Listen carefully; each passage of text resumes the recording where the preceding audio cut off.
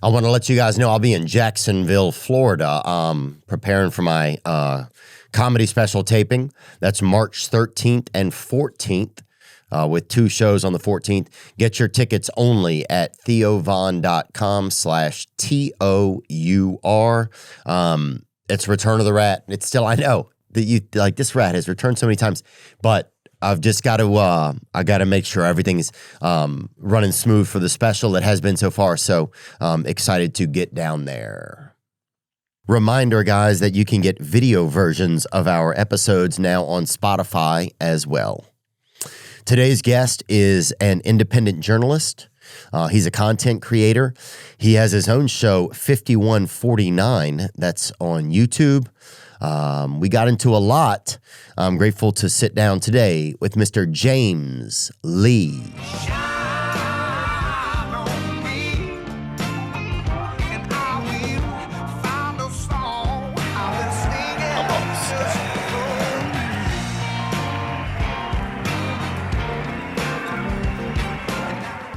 Look good. Good as I'm gonna look today, dude. Yeah. I thought about wearing the bucket hat, but I'm like, I gotta switch up the hats. You know what I'm saying? Usually I'm wearing the bucket hat. Do you know what I'm talking about? Oh yeah, dude. I almost wore this beekeeper's hat that I got. Yeah. Yeah. Whitney Cummings one night at the Comedy Store, I think she was going through something, and she gave me a full beekeeper's outfit. Really? Yeah, for no reason. It was like, she's like, I got something for you. And then she went and got a beekeeper's full like beekeeper's outfit out of her trunk or whatever. The last beekeeper scene that I saw was like from that movie Begonia. Did you see that movie? I haven't seen it yet. Is it good? It's dark. Really? Like really dark.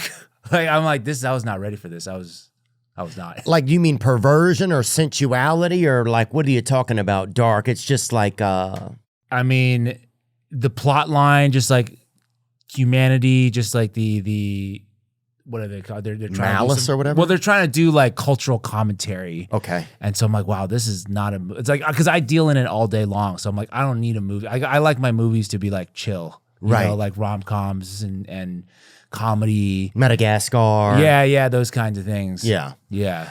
Sierra Leone or whatever, some of that.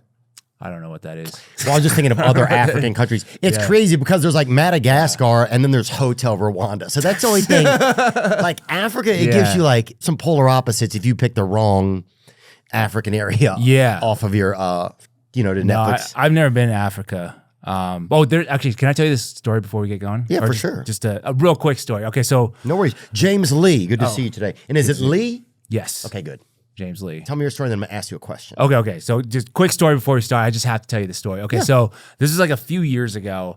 Me and my buddies were in Europe. We're on this Euro trip, and this is like 2 of my best friends. And this is like the type of people you meet at your first job. Like it's a really, really shitty job where you're like, we're literally like call center with the headset. Everybody's yelling at us all day. So we're like, hey, one day when we get out of here, we're going to go to Europe. Yeah. We're going to do this Euro trip type of thing, like the movie. And we did do that. So finally, a few, years and years later, we had a chance to do that. And we were just going out and partying every single night. In what country? This is in like Spain and Portugal. But after like 7 to 10 days of this, we're like, dude, I think my liver's shutting down. Like we have to stay in for a night. Like we're going to die here. So then we stayed in. And that night, so we were just scrolling around, whatever. It was like Netflix or some streaming thing that I don't remember. And that night, we ended up binge watching this show called Deal With It. Do you remember that show? Oh yeah, I remember that show, dude. I was a host on it. I know. That's why I had to tell you the story. Oh, that's we literally crazy. Watched like 10 episodes of Deal With It. How stoned were you guys? I look like a scared person in that picture, which is crazy.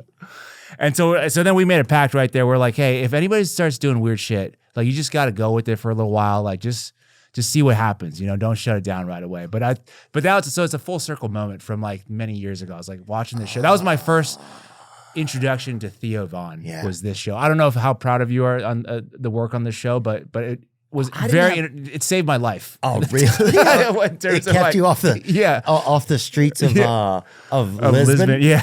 That's beautiful. Some beautiful streets they have there too, though.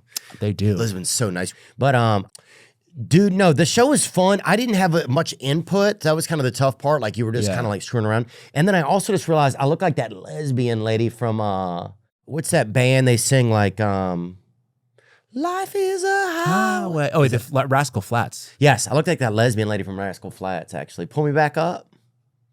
I was not aware there was a lesbian lady in Rascal Flats. And now maybe that's rude to say that.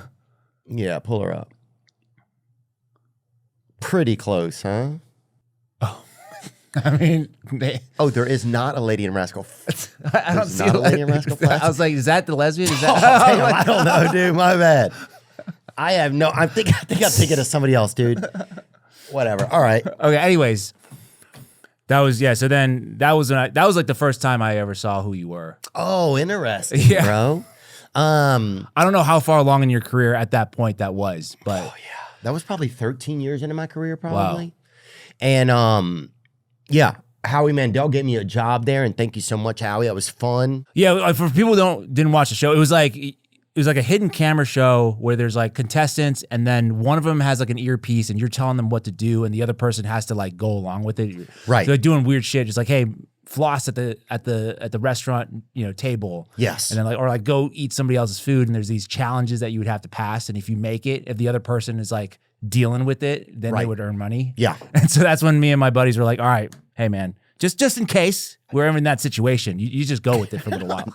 I can't believe you guys stayed and watched that, but yeah, you'd find us two strangers walking down the street. You'd have already pre-set up at a restaurant. Was that real though, or were the contestants really like, hey, I wanted those two people, or were they like pre-screened and then? We would pick people that were just kind of going in or coming by. Wow. A lot of times you'd try to get people and they wouldn't come. They just wouldn't understand or want them. Yeah, you'd always want them to go to the bathroom, and then you'd go ask the other person who's at the table, like, hey, will you be on this game show? We're doing a game show in here today. Yeah. And so it was a lot of craziness. The craziest thing that ever happened on that show was one time there was a couple walking down the street, and we invited them in. Because you'd be like, hey, well, we're giving away free appetizers or something. So they'd come and sit down, and then one of them would go to the restroom, and that's when we'd ask the other one, hey, we're going to put an earpiece in your ear. We're going to start telling you things to do. If your friend that you're here with, when they come back from the bathroom, if they don't notice that you're doing weird shit, like the more you can get them to deal with, the more money you make. Yeah, okay. But one time we put the earpiece in this lady's ear. The guy had gone to the restroom. He comes back and sits down, and the guy was a pimp, and she was a working girl. Really? So she starts doing this crazy shit, and the pimp starts getting like threatening this lady, like, I'm gonna whoop your ass. Like, whoa. And we're like, this isn't going well, really. And it did not. That episode didn't air, right? No, at a certain, and that's when we should have aired. Oh, well, it's in the vault somewhere. Maybe Howie can pull that back up or what? I mean, it'd be wild if he did. I think if we aired the ones that didn't air, that would be pretty wild. But yeah, there was definitely some ridiculous moments on there that were pretty great. But that was one of the wildest ones, and we just had to shut it down because it was like an endangerment to the lady or something. Ugh. Yeah. But anyway, James Lee, good to see you. Thank you for having me on the show. Appreciate Thanks for coming, man. I appreciate it, man. I really appreciate it. You live in, do you say where you live, California? Yes. I mean, I tell people I live in San Diego. Okay. That's about as specific as I'll get, Yeah, thanks for coming on, man. I first learned about you, like, just in some clips online. I was like, look at this, like, investigator, I feel like a lot of investigators now, and a lot of people are getting kind of their news from guys like you, Nick Shirley, Hassan Piker, Candace Owens clips. I just feel like it's becoming a lot more from social clips that people even get their news. For sure. And I would even say that I'm not, like, an investigator, I think, is like really generous of what I do. Like, I like to expose rich and powerful people, but there's like a network of investigators. Like, we're all leaning on each other to, like, somebody's find something, I'm like, oh, that's great, I'm gonna put that in my video. So there's like a lot of information sharing that goes on. So I don't want to take credit for being like, a guy that's like there's like real investigators that are literally like pouring through like document after document. And sometimes I'll do that, but it's just like, it's just me. So I don't have the resources to be able to do that a lot of times. So it's like, there's like a collective network of like decentralized journalists or creators that are in that space. Yeah. Decentralized journalists. Yeah. Yeah. Like, we don't work for one particular news organization, of course. So like, we all have our own editorial freedom, but there's like alignment in terms of, we want to just expose rich and powerful people.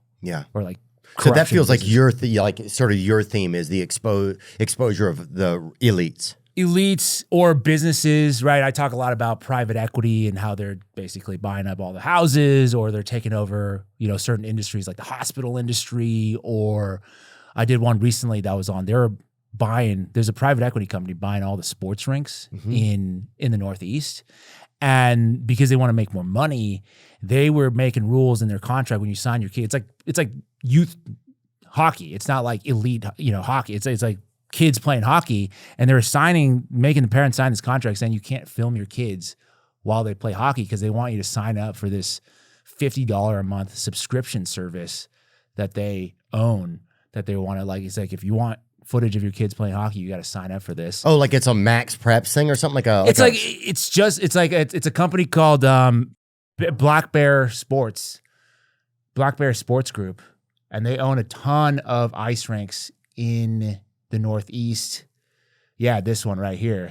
Wow, they banned parents from recording kids hockey. We changed that. Okay. So yeah, I saw this article. I'm like, I got to blow this up, right? Because a lot of people aren't going to read this article. Right. So then I feel like it's my responsibility to say, hey, this is a big deal because this is just them price gouging parents. Like, you're taking a moment of joy from these parents. Like, they just want to, you want to watch your kid practice. And you're watching him. Exactly. And then now you want to paywall that and make them sign up for $50 a month, which is like more expensive than, Netflix and all these other companies. So you're basically like taking advantage of their parents' love. It's like, yes, of course we want our kids, record of our kids scoring a goal. So I'm going to pay for that. But it's like, is that good? Is that the right thing to do? Yeah, like at what point do we decide, hey, we don't need to make $1 off of this, right? Yeah. There's an actual human value here that's worth more than some ownership, or that's worth more than like the rights to something. And then how weird does it get once you start giving away the rights to film your own kids? And then it's, right. Like how long before a drone is in the sky? And if you want footage of your kid playing in your yard, you have to, email the drone and pay a fee to get a certain clip of your child on a swing. Because if you pull your own phone out in your backyard, it won't work anymore because you didn't pay a subscription fee. You know what I'm saying? That sounds dystopian. It sounds dystopian, but where we're getting now sounds dystopian. In some places anyway, and in some ways for sure. How did you get into kind of, let's say, investigative journalism? Like, what spurred you to become someone who kind of wanted to expose? So you want, like, I can give you like a short version or like a slightly longer version. Because, okay, so I'll try to make it succinct as possible. So so this is like when I was a kid growing up, I think I was in elementary school. My mom asked me, like, hey, what do you want to do when you grow up? And I said, teacher.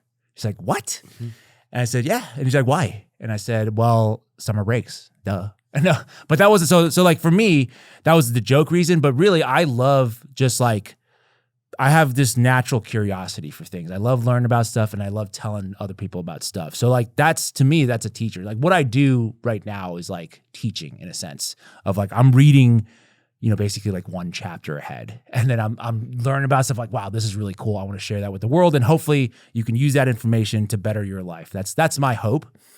I never obviously did that. I worked a bunch of different things. And like I was saying, I was working at a call center, just random startups that didn't go anywhere. So then maybe about 10 years ago, I was talked into applying to business school.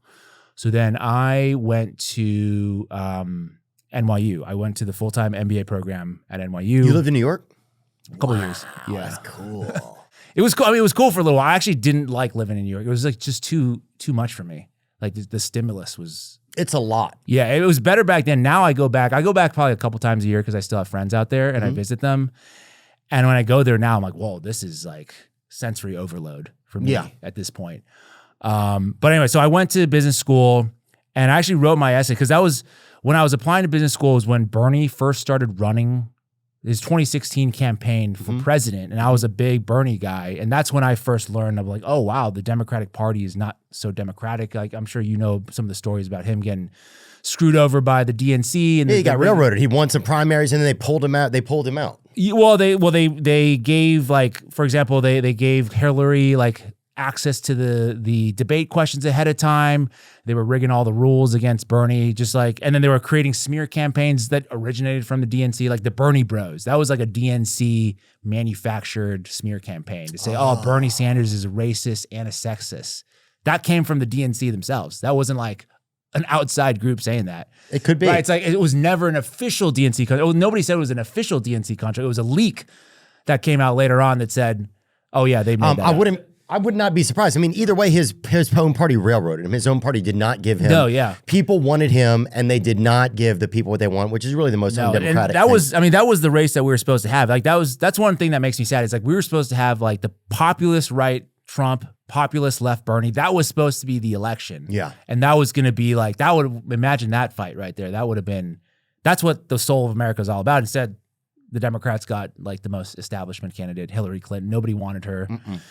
But anyway, so around that time, I was applying to business school. So I'd seen all that happen. So I wrote my essay going to business school. I was like, hey, I want to work in the news business because I want to improve, the way we report the news. And so I went to business school. So immediately when I got in there, they were like, I don't think you're going to be able to get a job at a news agency because you don't have any experience. So why don't you do consulting instead? Apparently anybody can be a consultant. That's true. And so, they're like, yeah, no, seriously. I was like, I have none of this background. So like, credit to consulting firms. Like if you go to the right school, they will hire you as long as, you do well in the interviews and things like that. So I became a consultant, management consultant for 4.5, 5 years at a Big Four consulting firm. And it just so happens coincidentally, so then COVID hit, like maybe a year after I started working in consulting. And it just so happened that I was working for a big pharma client at the time. And so COVID, big awakening for, I think, a lot of us. I mean, for me, for many other people, because at first I was like one of the people who was okay. I was like, all right, we got to stay inside. We got to lock down. We got to stop the spread, right? Who doesn't want to stop? I was like, I'll stop. Yeah, let's stop the spread. Let's do that. And then it was then the masks and then eventually the vaccines. But then over the next course, like maybe a year and a half, things started coming out that was like weird. It was like, what the heck is this? Like they seemed to be contradicting themselves. And you had that whole Joe Rogan debacle of the ivermectin when they said it was horse paste when there's like a human version of it that obviously he's not taking the veterinary medicine. For sure. So then I saw that, but then I was on the inside. I was literally like, okay, something weird's going on. And then I got to do, so this is the year, I think it was like 2022, right at the beginning of 2022. So you're working for a big pharma company at that time as a consultant. As a consultant. Yeah. My specialization was supply chain. So I was doing projects like optimizing inventory. So it's like how much product you have based on how much you're going to sell and how much you're making. Because you want to have the right amount, right? If you have too much, there's going to be leftover. It's going to expire. You're going to have to throw it away. No. If it's not enough, then you run out of stock and you can't make money, right? So you have to have the perfect amount. So that was my job, and a lot of it was like making PowerPoints, spreadsheet PowerPoint work. Yeah. And so then we did this project at the beginning of 2022 for this big pharma client. I can't say which one for legal reasons, but it was one of the manufacturers of the COVID-19 vaccine. And one of the projects that we did was looking at the totality of the inventory they had within this product. And we went to them with a report saying that by the end of this year, and this is once again 2022. So then everybody who wanted to get the vaccine had taken it by this point. It was because 2021 is where it came out. It was about a year after that. People had already gotten their first couple doses.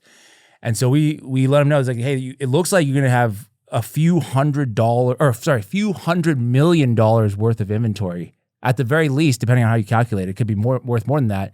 That's going to be left over at the end of the year that has no demand against it, meaning you're not going to be able to sell it. Nobody's buying it. And then a few weeks later, you're going to have product left on the shelves. You could have, well, yeah, exactly. Nobody's buying this. And then a few weeks later, I see the CEO of this company go on to CNBC or one of these news, companies, news shows. And he says, well, I think it's time to do like another booster shot.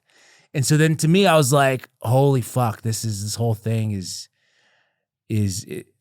I can't do this anymore. I was like, I'm out. So they created the booster because, we have extra left over, of course. I mean, people say that, but then they'll call you a conspiracy theorist for saying that because they're just like, no, there's scientific backing to this and that. But I'm on the inside. I'm like, this seems like a pure financial decision. Dude, Magellan was a conspiracy theorist, wasn't he?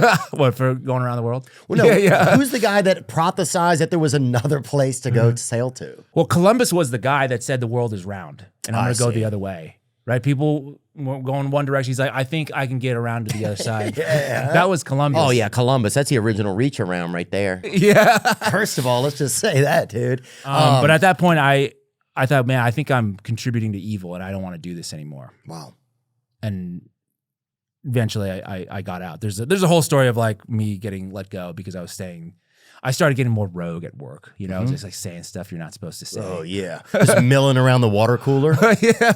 Well, to like powerful, you know, the elites of the company, you know, the people who were really high up, and I started saying stuff that was like I think was correct, but it was uncomfortable for them to hear. Yeah. And then I get brought into like a meeting. It's like, hey, do you know, what's your future look like here at this company? Where do you see yourself? That kind of thing.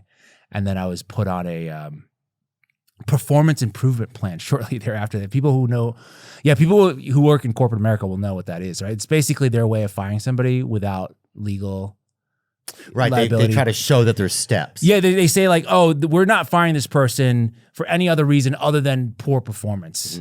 Except, you know, they said I was doing like typos, and it was like really. First of all, what Asian is doing typos? Well, I mean, there not even to make it racial. There or whatever. I'm not gonna say there aren't typos. Sometimes there were typos. Yeah, but that's more of a that's certainly more of a general Caucasian problem. You talking about Epstein with the typos on the emails, or? Oh, that's a good point. Huh? Like the whole thing is typos. He didn't even want to commit to it. You know, completing a word. You know. Yeah, it was very bizarre. I mean, this is getting off track, but very bizarre how he typed. It was like there's commas, but then there's 3 spaces after that. Yeah, it's almost like he wanted to show that if the case ever tried to show this, it wouldn't match up with anything else, you know? And that's when you're in such a state of like protecting yourself or like outsmarting the world. So then at what point do you start? Because you started making clips first and then you started 5149, that's your podcast. So I started, so when COVID hit, I actually just started doing videos on YouTube just because I had more time on my hands and I was just like, let me look into some of this stuff. So I started doing like 1 video a week on the weekends. I would just like, you know, they're shitty videos. They're still up. People can look for them. They're not very good, but it's just me looking into stuff. So then after that, I started doing more and more of that, putting stuff content on. Yeah, making content. So I was on YouTube, and then I started posting on TikTok, and then Instagram. And Rogan shared something here, or mentioned it one time. He shared something. It was actually a really funny clip because I was wearing my bucket hat, and like I think it was like Shane Gillis or somebody. He was just like, "Yo." Oh, that's the clip right there. Yeah. Let's see it. Before you press play on this, I also don't trust this. Hold on, that guy with the fishing hat is not a reliable news source. That's my number 1 source of news. It looks like a movie. What I sent Jamie yesterday, you want to get mad? Yeah. Let's get mad. Let's get mad. The LA Fire Fund, you know, they had this big show, big fundraiser. They raised $100 million. James Lee did a thing about it on Instagram. The way they distribute the money is so crazy. You're gonna read this and you're never gonna want to donate to charity again. Listen to this. I watched this. I looked into it a little bit. We'll watch it, but what they say though is that within the first month they distributed half of that money. Hold on, before you press play on this, I also don't trust this. Hold on, that guy with the fishing hat is not a reliable news source. So that's the whole thing. Yeah, that's awesome though. But that I remember this thing. And I remember like, oh, so this guy's catching on. People are curious about this guy. People are adapting to, I think, what they feel like is genuine, even if it's just genuine curiosity. Yeah, I think people are you can, you know, there's something inside of you that will attract to it, right? And people also are, I think they're truth seekers. It's like, you know, water seeks like a comfortable level. So it's like, that's how people work, kind of finding you and being like, oh, well, there's something here that's real, you know? Well, for me, I'm literally like the definition of a person who is just a regular guy. I don't think I'm too like smarter than regular people. I was like a decent student, but never the top student. Like I'm not a good reader, but what I had was this kind of like curiosity. And one thing that I do think I'm good at is like just recognizing patterns of like this, and I'm like, oh, these kind of all fit together. It's like there's like a logical pattern that's happening here. And so I'm just a little definition of a guy who imagine just like, hey, we're gonna make you like an anchor in the news, like, and then you're gonna be able to say whatever you want, and that's just me. So like I have no editorial sort of control from other people. It's just like whatever I'm interested, I'll do a video on that. And there's nobody really to tell me you can't do this or you can't do that, other than, of course, like getting deplatformed Right. Which happened. Yeah, which did happen, but Which happened other recently. than yeah, Happened recently on TikTok. yeah. We'll come back to why that happened. If I could go back in time and do one thing, I think I would invest. That's what I would have done. At the time, I didn't know. I felt like I didn't know enough. Oh, I don't have enough information, or I don't know how to get the right information. What do I don't know where to start. But I wish I had just realized that a lot of investing is just time in the market. So many of us focus only on where our money is today. Acorns is the financial wellness app that cares about where your money is going tomorrow. Acorns is easy. You can sign up in minutes and start automatically investing your spare money, even if all you've got is spare change. That's what I love about Acorns, is that they give your money a chance to grow. Sign up now and join the over 14 million all-time customers who have already saved and invested over $27 billion with Acorns. Plus, Acorns will boost your new account with a $20 bonus investment. Offer available at acorns.com/Theo. That's acorns.com/THEO to get your $20 bonus investment today. Terms and conditions apply. See acorns.com/terms for details. Paid non-client endorsement. Compensation provides incentive to positively promote Acorns. Tier 2 compensation provided. Potential subject to various factors such as customers' accounts, age, and investment settings. Does not include Acorns fees. Results do not predict or represent the performance of any Acorns portfolio. Investment results will vary. Investing involves risk. Acorns Advisors, LLC, an SEC-registered investment advisor. View important disclosures at acorns.com/Theo. As America celebrates its 250th birthday this year, let's remember the people who helped build it, the American ranchers. And one way to do that is, I believe, by supporting American ranchers. And no one does that better than good ranchers. That's where I get my meat and poultry. I have a subscription. At a time where most Americans aren't sure where any of our products are coming from, Good Ranchers is doing things right. They source their cuts from local farms and American ranches. Full stop. I've met these guys and we've talked about how they're one of the only meat companies dedicated to keeping things sourced in the U.S. They've got all the cuts of meat. They've got this and that and poultry and thighs and fillets and nugget. They've got it and it's good. I'm a subscriber. You can be too. Subscribe now to Good Ranchers and get free meat. Yep. Just use code Theo to get $100 off over your first 3 orders. Go to goodranchers.com and use code Theo. That's goodranchers.com. American meat delivered. They are the truth.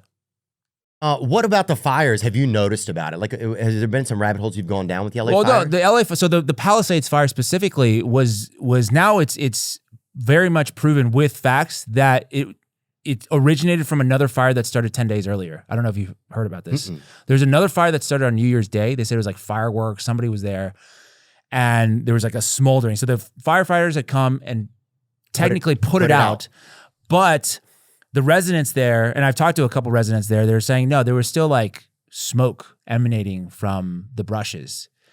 And then 7 or 8 days later, that's when the big fire came in with the wind and it like whipped everything back up. That's the same thing that happened in Maui. A fire was put out. The police stayed there all night with it. Thought it was out. They waited there all night until like 2, 4 a.m. or something. And then they went home. They said there's nothing left. In the morning, the winds kicked up. And then that's when it got to another level. Anyway, go on. And Gavin Newsom was saying stuff like, oh, we couldn't have done that because of vegetation. There's like some environmental reason why they couldn't go back in. It was like kind of bullshit. So now the state's getting sued because they're culpable for it. And they even said, this is like a couple weeks after the fire had started, the deputy fire chief said, there's no way this big fire was started from the other fire because we put that fire was dead out. And now it's not dead out. Spencer Pratt has been really big on this in terms, he's running for mayor of LA and he's all over this. Yeah, I'm seeing that. So who says the small fire caused the big fire and who says it didn't? So what do we know what really happened? Yeah, we know there's now evidence that definitely came from the first fire. So now the state is getting sued. I can't remember I don't know who. Because what did they do? Well, what they did was it was negligent because they didn't follow the procedures to put out the fire. Got it. Because they knew that there was still smoldering. I think there's records of this, but they couldn't go in for vegetative reasons or whatever it is. And so now they're in trouble because now the damage that's been caused to the entire Palisades community Yeah, see, there it is. 1 year ago, just after midnight on New Year's Eve, a small brush fire broke out in Topanga State Park above the Pacific Palisades outside Los Angeles. Within hours, the Los Angeles Fire Department arrived on scene and began digging hand lines to stop its spread. The 8-acre fire, ignited by a 29-year-old former Palisades resident who has since been charged with arson, was quickly brought under control. By 4:46 a.m., the department declared it fully contained with no further updates anticipated. But the fire was never fully extinguished. A week later, on January 7th, it reignited and burned more than 23,000 acres, destroyed 6,800 structures, and killed 12 people in what became LA's worst urban wildfire catastrophe. And I'm guessing that was the Palisades fire? Or That's the LA Palisades. fire? That's the Palisades. There's another big fire, the Eaton Fire, which is in Altadena. And that one was caused by PG&E because one of the power lines fell down. Yeah. And so they're getting sued right now for that. Wow. But can a fire smolder for that long? I've been told, yes, it could smolder for a number of days, even weeks. It's because it's really dry there. There hadn't been rain for a long time. I even looked, there was like literally NASA satellite imagery of like, you could see like the hot spot. Like, and it doesn't necessarily have to be like smoking from my understanding. It could be like under the earth, it could be like hot. Right. And then any kind of wind condition, you could like, I don't know how it really works from a scientific perspective, but it's like starting a fire. It's like starting a fire in a campsite. Like you can, under the right conditions, the fire will start. So I think the issue here in terms of the liability is that the fire department is supposed to go back in and check it to make sure that it has been put out. Got it. And because they didn't do that, the liability is now on them in terms of the damage. I mean, there's billions of dollars of damage now, which is contradictory to what they said, which is like the fire is dead out. We did our job. What were they saying was the original cause of the fire?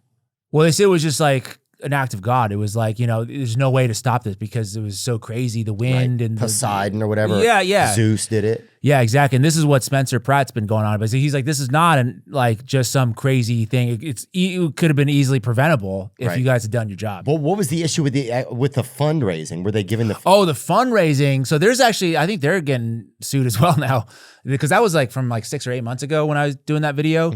But what happened there was like they collected a bunch of money from this like concert, right? This like benefit concert. And they're supposed to go to the fire victims. But then when you partner with the nonprofits, a lot of that money first just gets absorbed by the nonprofit for like administrative things. Yeah, holiday parties, shit like that or whatever. Exactly. And then from what I understand, like I've talked to a few residents, like we didn't see any of the money. Like, how do we get this? And then there's people or organizations that can sign up to get that money distributed to them. And there would be other companies like diaper companies or whatever it is, like services. Diaper companies? So like, for example, these companies come in and say, well, we can help distribute diapers to residents that have lost their homes. But then now that creates another bureaucratic step for if you've lost your home, like you just want a check, like just give me some money so I can like survive. I don't want to go to this organization to like collect a diaper because I have a child. It just makes things like way more complicated that way. Understand. So it's a lot of, they'll donate it to these other places, maybe a friend's charity, whatever this is. Yes, exactly. And the next thing you know, it's been distributed to all these different spots and there's not any actual And then the money. residents, they don't know like where the spots are. And so it's a lot easier for them to say, hey, this is the deed to my house. It burned down. Can I collect my $5,000 or whatever the distribution was? It would be a lot easier to do it that way. But the people who organize this is the Ballmer Group, which owns the Clippers and the stadium in LA. But you think they would want to then do the most human thing then if it's they're owning the Clippers, you know what I'm saying? They want the fans to come to their games. Well, I think they thought they were doing the humane thing, but it's like, I think it's just like the corruption of the system is like, well, we have all these charities that we already work with, so let's like bring them into the fold of this. But it's not like the best solution. The best solution is just to give people the money that need the help. Yeah. But then now they're just enriching, the people who are their friends, like all their, partners that are doing all these nonprofits. They get a little bit of a cut as well, through this process. You just want a little cut. Yeah. In its report, the House Judiciary Committee stated money went to left-leaning pet projects, illegal aliens, and the administrative costs related to running nonprofit organizations. This is from CBS News. You had examples of funds used for voter outreach efforts, towards political advocacy groups, towards podcasters, fungus planting. Those examples are pretty troubling. I do want to be clear, there were many organizations that got funds, nonprofits that are certainly very worthy nonprofits. I think there was one, I was talking to Aloe Black, because he's involved, his house burned down. And he was like, I don't understand why the community college of like Pasadena is getting money for this. Like they didn't, like, why do they need money? Right. I don't know. So it's I think it's more of like, hey, if you want it to maximally benefit the people, you would do the right thing and you just give the money to the people. Like show a record that you own this house, right, and then come and collect your check. Versus all this bureaucratic shit where people can take it. They're just trying to. The problem with California is like there's problems that they need to solve, but they need to create the solution. Always involves like people being able to like stick their hand in the cookie jar and taking a cut here, taking a cut there. And then by the time the money goes to the people who need it, it's like a lot less of it actually is there. There's no dessert left, really. Yeah. For the people that need it most. Oh, wait. Robertson is an attorney representing Palisades fire victims in a civil case against the city. He says public records obtained by the LA Times add credibility to his claim that the Lockman fire was not properly extinguished. Okay. A new report from LA Times claims the Los Angeles Fire Department tried to protect Mayor Karen Bass from reputational harm. It was smoldering right on the top of the ground, and we have numerous hikers that took video, that called 911, that still took photographs. So they're definitely, there's so much evidence that the fire wasn't properly put out. Got it. So they're under, I mean, the state of California is getting sued because technically I think it's a state land. Mm-hmm. And I think now, it's funny, I heard Spencer talking about this. Karen Bass is like trying to join that lawsuit against Gavin Newsom. She's like trying to, she's like, whoa, I'm also been wronged in this situation as well. It was Gavin Newsom. So they're all pointing fingers at this point. I mean, that's Malibu. But then, okay, but then I want to do the outcome of this is like many homes being burned down and then corporations coming in to buy these homes. Yeah. I think you could probably look up a stat, like more than 50% of houses that have been purchased in LA after the fires were purchased by corporations. In fire districts or just anywhere? No, in the fire areas that burned down. I saw there was a headline of this for sure. Got it. Like the houses that have burned, I think, not of just regular homes, I think. Let me see if we got to fact check that. Investors are buying close to half the empty lots in LA burn zones, report says. That's a conclusion researchers with the online real estate listings platform Redfin reached in a new report published Tuesday. Analyzing transactions in LA County burn zones during July, August, and September, they found that about 40% of Pacific Palisades vacant lots went to corporate buyers in both Altadena and Malibu. About 44% of such vacant lot sales went to investors. Huh. I wonder, though, is there some benefit? Maybe they're putting it into just a business or an LLC. I wonder if there's some other benefit of doing it that way. You know what I'm saying? Like maybe there's a different, maybe it's insurable that way, and maybe regular homes. You know what I'm saying? Like I wonder if there's something else that adjusts that. I don't think so. I mean, it seems like at the very least you can argue the size of the investor. Are they BlackRock or is it like some person who owns like 5 homes? Got it. Right? That could be something to discuss, but it's certainly not people who live there. Like if you want your home and you live there, it's not like that. It's not like for your family. It's like this guy's buying the home to like rent it out or to flip it or something like that. Yeah. Which isn't ideal for, home ownership. And, you want people to live in the home. Yeah. And you can get a homestead exemption that way. I mean, or there's different things like if it's your primary residence. Before I forget, what got you deplatformed? Let's talk about that. And then let's get into the Epstein stuff because that's kind of current and we'll go down some rabbit holes here with the with one of the lead hairs here. For sure. Well, so TikTok, they never tell you why you're banned. Yeah, none of these places kind of do. No, you don't know. They just one day you're banned. Some people have warnings and strikes before they're banned. I wasn't in that situation. I had a good standing account with no issues, and all of a sudden I was banned. I was banned twice, actually. So the first time I was banned, you can only now context clues. The first time was when I did a video about how our FBI director, Kash Patel, might be getting honeypotted. Mm-hmm. People have been talking about that. I don't know. I never said. I was just reading, other people's sort of reporting and who she was. And it's like, hey, this seems like kind of a weird relationship. Like, does she work? She's working closely with PragerU, which is basically like an Israeli-run outlet. There's an intelligence officer that runs PragerU, so is she involved in that? And then it got banned after that. But then I was able to get that restored actually through a friend who knew somebody at TikTok. They're like, okay, I think we can help get you back on. So then I was back, And then the next time happened very shortly after I was named Anti-Semite of the Week by that group, Stop Anti-Semitism. Oh, yeah, the week they're doing the weekly? I don't even know that they're doing it weekly now. They're doing a week, yeah. Yeah, there you go. Oh, yeah, there you go. I remember Tucker Carlson was on this, too. Yeah. Who won? Tucker won. Tucker won. Yeah. He was just in Israel. I don't know if you saw some of that interview with him and Huckabee. Oh, yeah, I did, dude. It's definitely pretty baffling. Yeah. What was one of the takeaways from the Huckabee interview that you found interesting? Well, I thought it was really interesting how Huckabee was just being so open about what the project is there. He's like, yeah, I want Israel to take the whole thing. Like, because Tucker was saying, hey, based on Gaza, you mean? About not Gaza, the Middle East. The whole Middle East, basically. He was talking about how based on scripture, this whole land is like the greater Israel project. Yeah. And he's like, oh yeah, you have a biblical right to do this, and are you okay with Israel taking the whole thing, which includes other countries like Jordan and Lebanon and Saudi Arabia, Iran, all these countries? And Huckabee's like, yeah, I'm good with that. Yeah.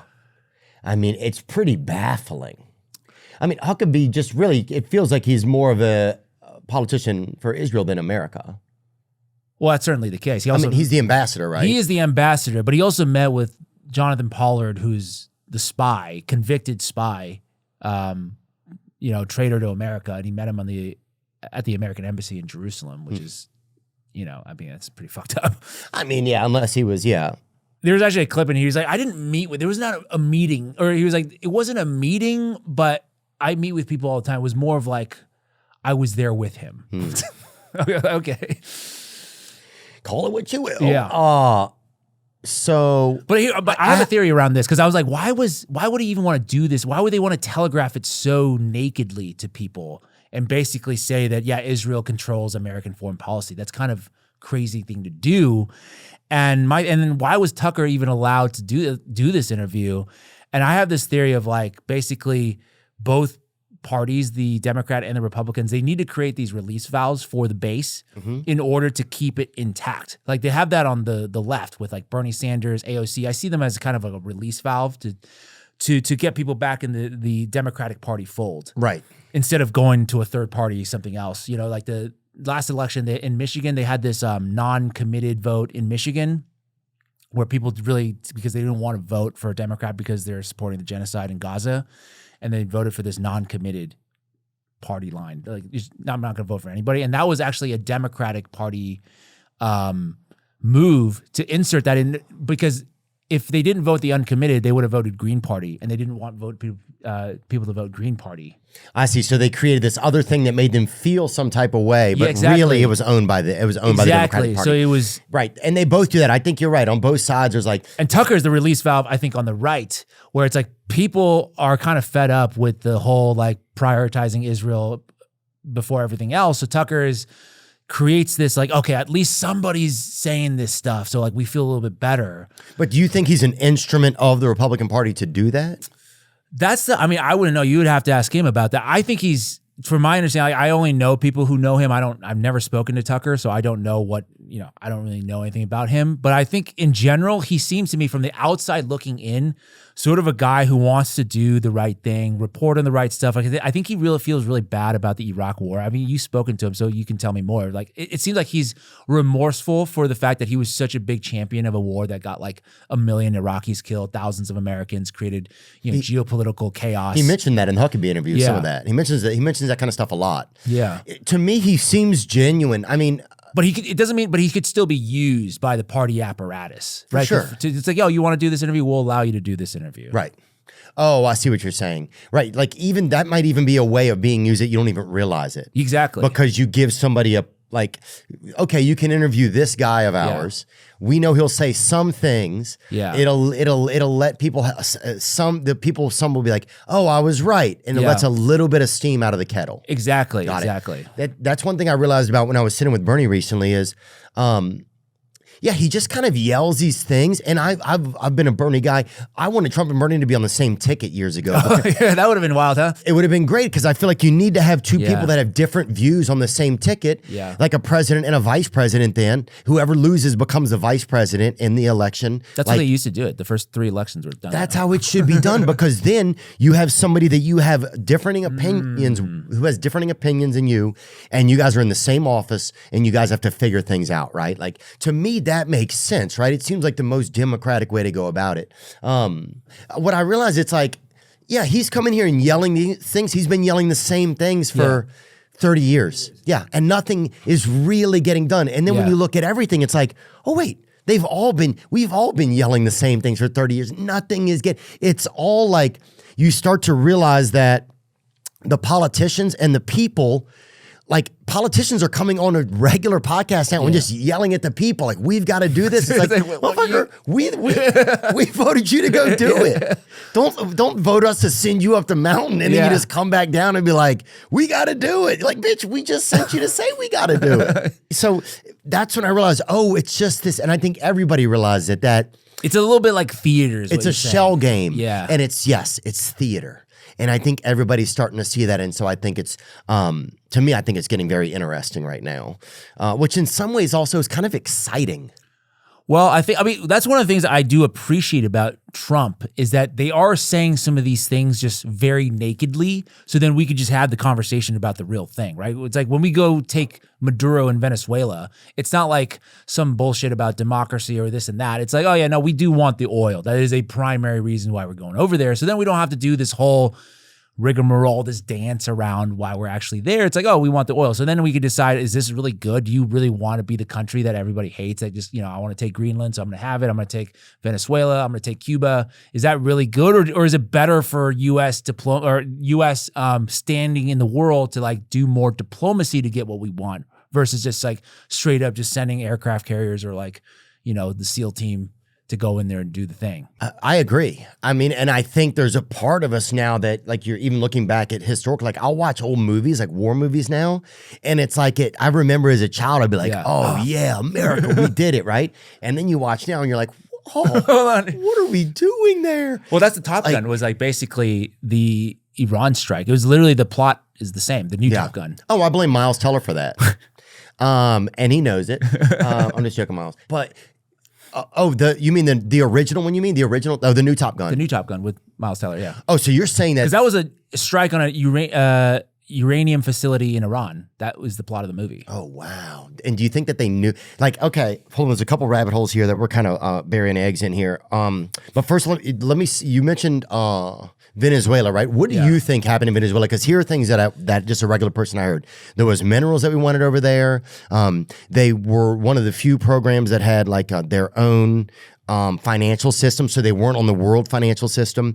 And then that they had done something with voting machines. That was something I kept seeing online, that they had some part to do with the voting machines. What in hindsight, what did you see about Venezuela, or what were some of the kind of the conspiracy, the ivermectin holes you were in? Well, I think Venezuela is really interesting in the sense that, like you said, they weren't a part of this system, but they were kind of forced into that position. But they weren't a part of what system? The financial system? The Western financial system, because they've been sanctioned by the United States for like 20 years, roughly. And I only learned about this when I was digging into this because I don't know much about Venezuela, but I wanted to learn about the history. So I was like, okay, let me do some searches on the internet and see what they're telling us in the news versus like what the history books are saying. And so it was like, I can't remember what year, but like Hugo Chavez came to power as like the socialist party in Venezuela, and he started nationalizing the oil, and then he started doing programs to like improve, life expectancy and other important metrics in the country, like making people like earn more money, all this stuff. So like people's what do they call this? They call them quality of life. Yes. People's quality of life was improving in Venezuela, but the U.S. didn't like the fact that they were, socialists, so we don't want socialism. So then the Obama administration actually deemed Venezuela like an enemy to America. So then we started sanctioning them. So once we started sanctioning them, they had to start doing deals with other countries that weren't a part of the US system. So they started doing deals with like Russia and China. And now fast forward 20 years later, we're like, these guys are selling oil to China. They're selling oil to Russia. We don't like this. But then you look back like, well, you forced them to sell them to those countries. Those are the only countries that aren't a part of your bloc. So then those are the only countries they could sell it to. So then they're like, oh, the Venezuelan economy is so bad. They've, you know, everybody lives in poverty. It was like part of the reason for that is like, you don't allow them to trade with any of our allies. Right. We cut them off at a time when they were growing. Yeah, exactly. But So why would they're, we want to stop them from growing stronger, do you feel like? well, because their government was socialist. So now all of a sudden you have a socialist regime That's doing well. right in sort of your backyard area, which is not ideal for sort of our capitalist kind of style. Like you don't want an example of that here. That's just my opinion. So then they started sanctioning. So it's a bipartisan thing. It's not just Trump government. Obama government started this, right? With the sanctioning, Trump added on. Got it. Made it more, you know, robust, the sanctions. And then all of a sudden, wow, we got to get this guy out of power because, you know, he's smuggling drugs or something like that. But also he was very open about the oil. Like he's like, we got to get the oil. But then part of it also too, I think is the Israel part is like a side piece, but it does play an important piece. It's basically— What do you mean the Israel part? So like basically whatever country that opposes Israel, they basically tell us like, we got to take that country out. We got to do a regime change. So like a lot of that is in the Middle East, but there's some other countries, for example, in Venezuela, they are very opposed to the Israeli government. Maduro was very open about calling what's happening in Gaza a genocide.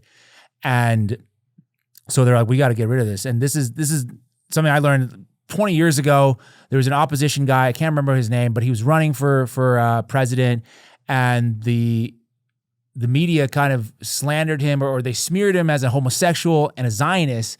So then, so to me, that's like, okay, that means within the Venezuelan culture, Zionism is a bad thing.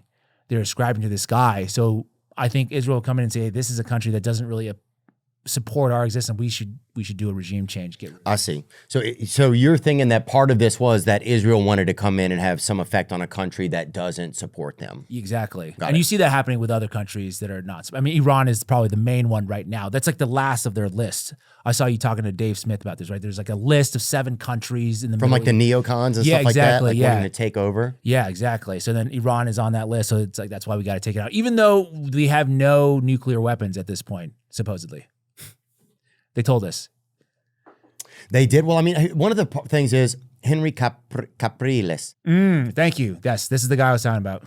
Enrique Capriles Radonsky is a Venezuelan politician and lawyer who served as the 36th governor of Miranda. He ran against Nicolas Maduro in Venezuela's 2013 presidential election. Maduro and his supporters spread rumors about Capriles' homosexuality as a smear tactic, including public slurs. Enrique Capriles Radonsky was labeled a Zionist by Venezuelan state media and Chavez Maduro allies.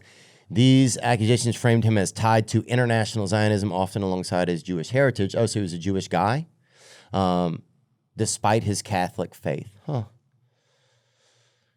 Well, it seemed like they shouldn't have done that to him, but I guess that's how the media works, right? That's how the media works, yeah. If the state-controlled media, which we have a lot of nowadays with like CBS News is sort of, I would say, state-controlled media since it was sold off to Larry Ellison.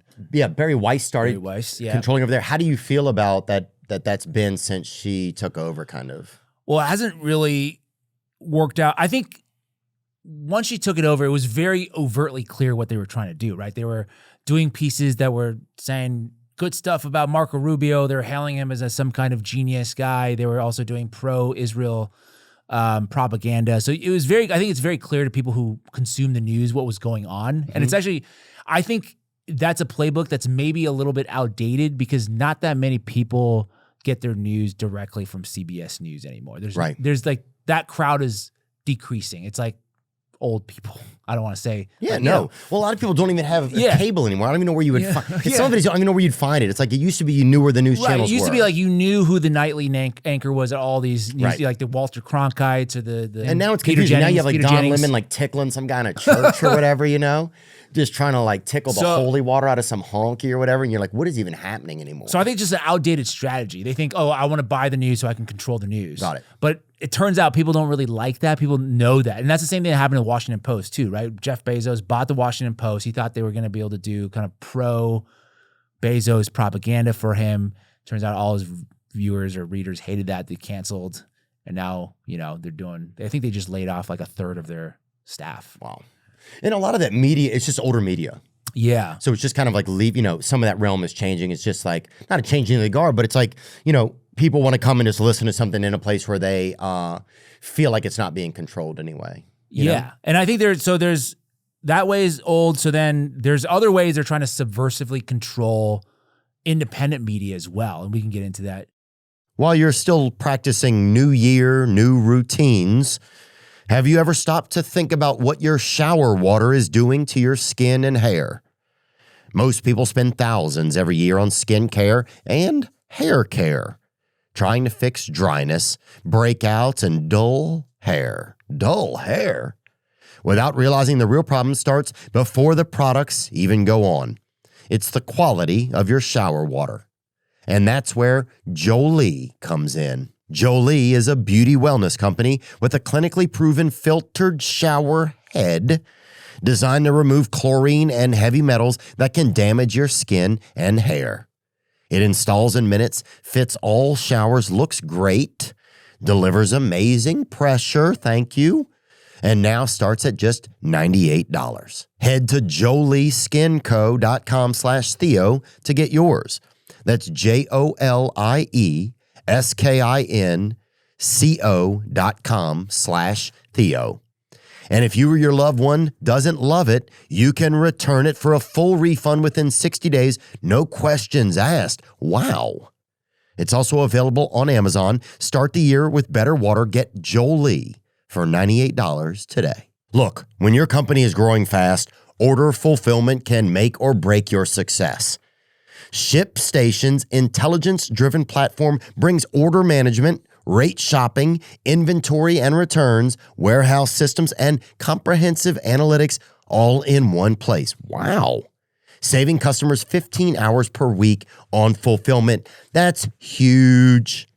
With ShipStation, everything you need to manage getting orders to customers is in one place.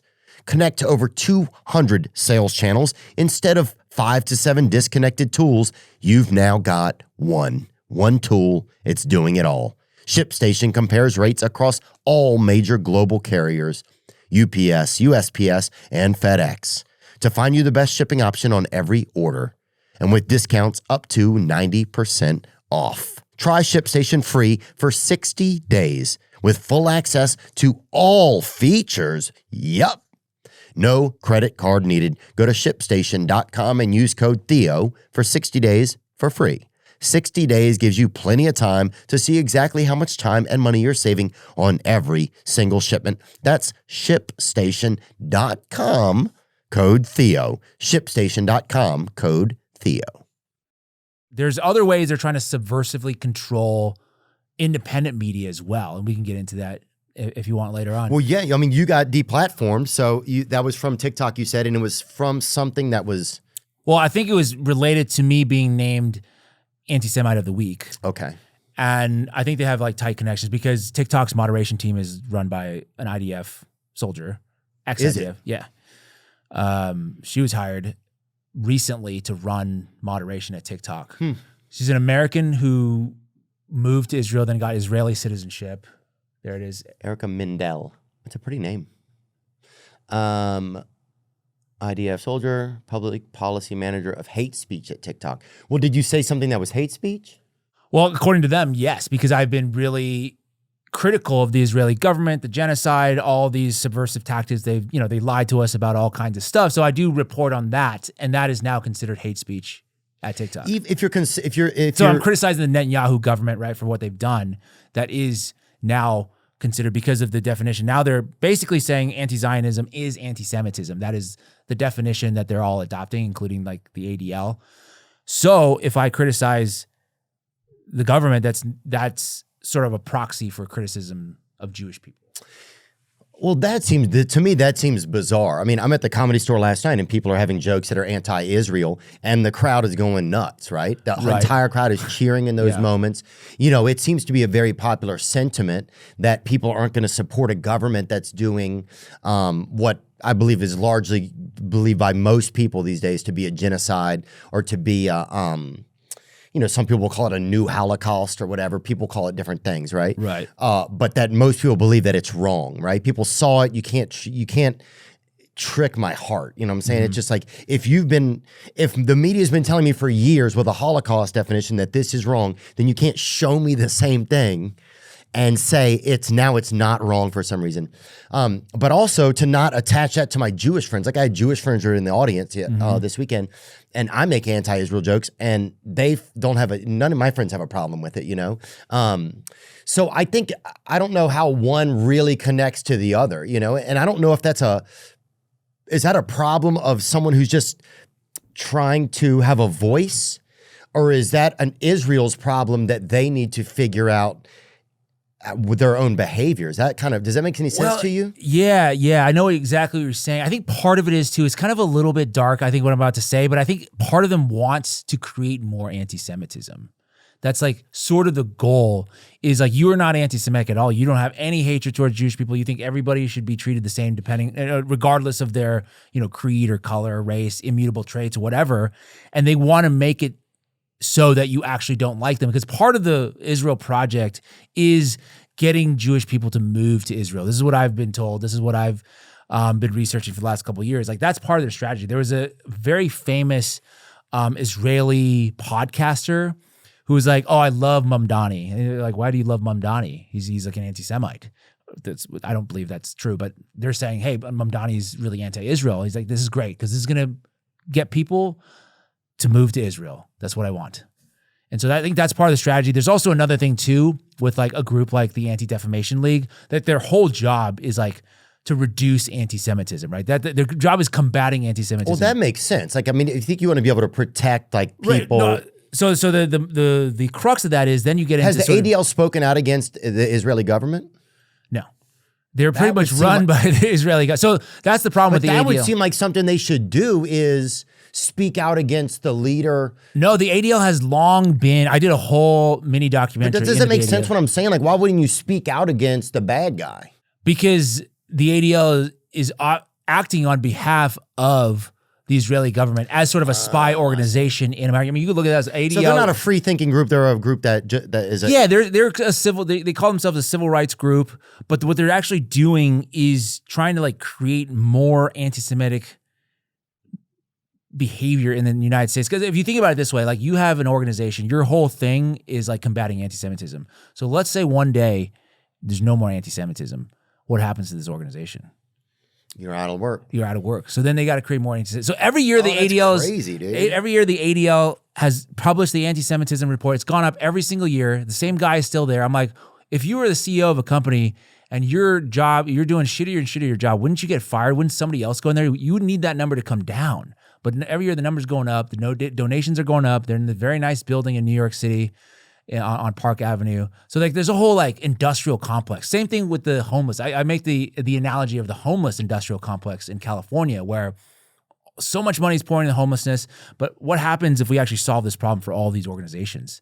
Like, you need this to continue, so then nothing gets done. It's the same thing. You need all these things to continue, right? You need the racism to continue. You need crime, because then you have people living in fear, right? Like, you need all these things, right? Because it does start to feel like we're living in a theater that's sort of controlled. Yes.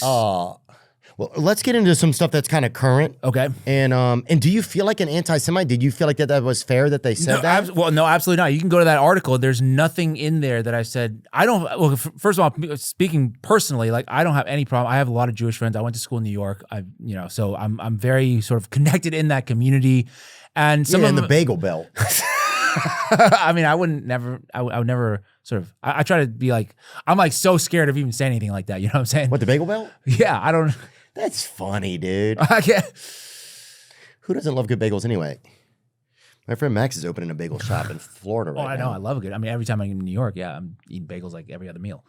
Dude, what I don't like is when you go there and they don't have cinnamon raisin bagels. Is that your thing? I just like to have it as an option. If you're not giving that as an option, it makes me question you. It's like, what if a kid comes in here? What if somebody who wants to have a little bit of a sweeter day comes in? Well, they got the blueberry for that.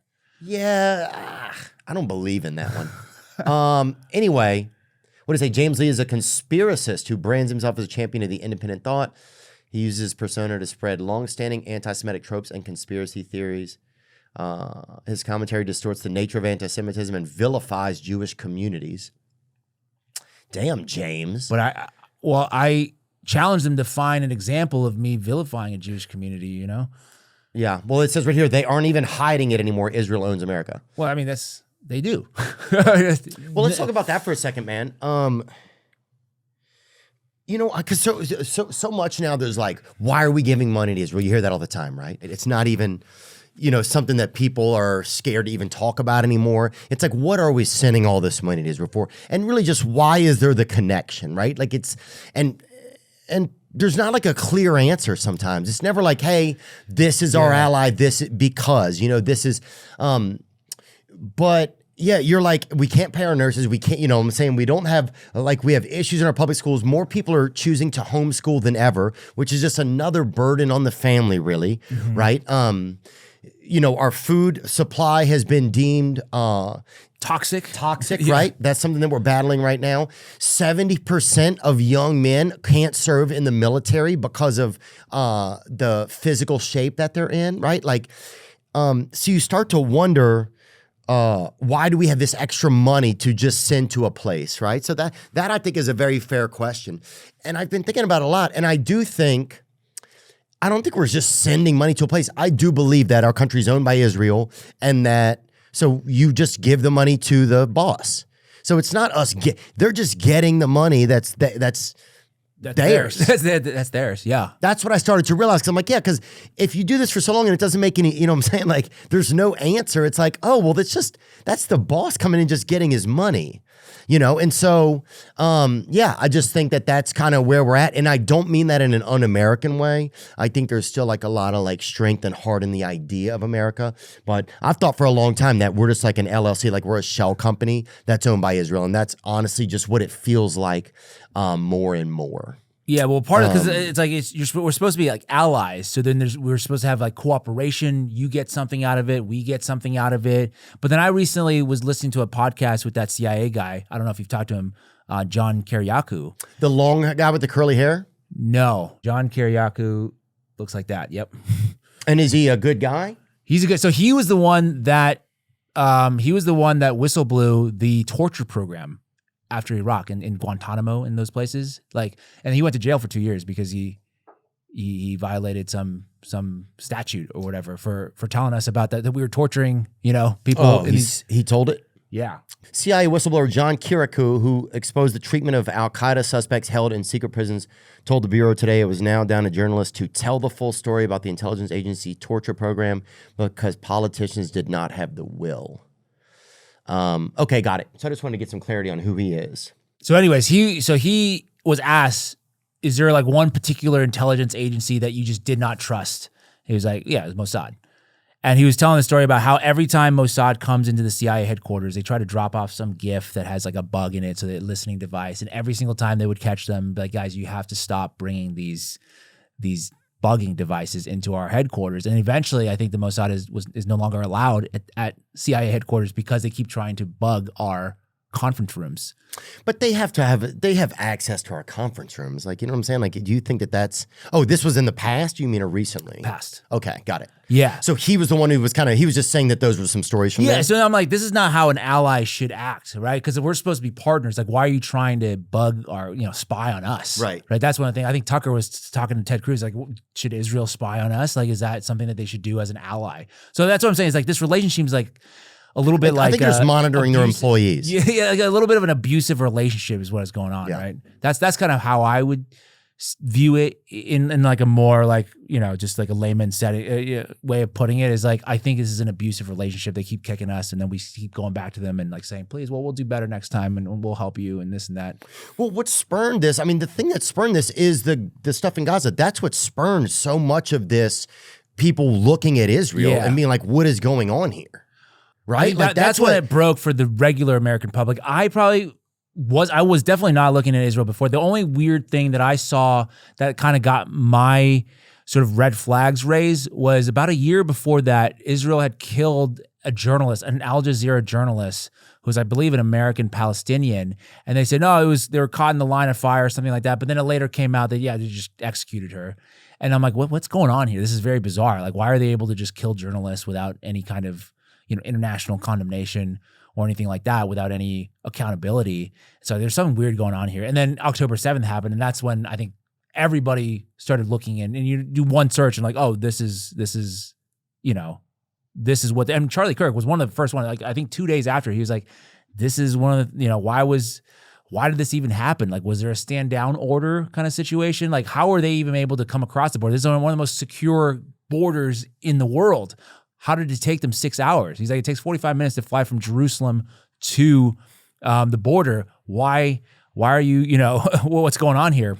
Was there something to then create this excuse to then now launch like a counteroffensive, right, quote unquote counteroffensive, and basically turn Gaza into rubble? And do you think that that's what happened? What do you feel like about it? Well, I mean, this is based on my conjecture. Is that, yeah, I do think that. What does conjecture mean? Conjecture is like just me sort of coming up with a claim without knowing all the information. Because of course I'm not in the security briefing. So guessing or whatever. I'm guessing a little bit. But Asian guessing has got to be better than just regular white guessing, yeah? Some would say that. Like when you guys guess, dude, I bet it's, Look, I got a pretty good track record of my conjectures. I'll just put it that way. Got it.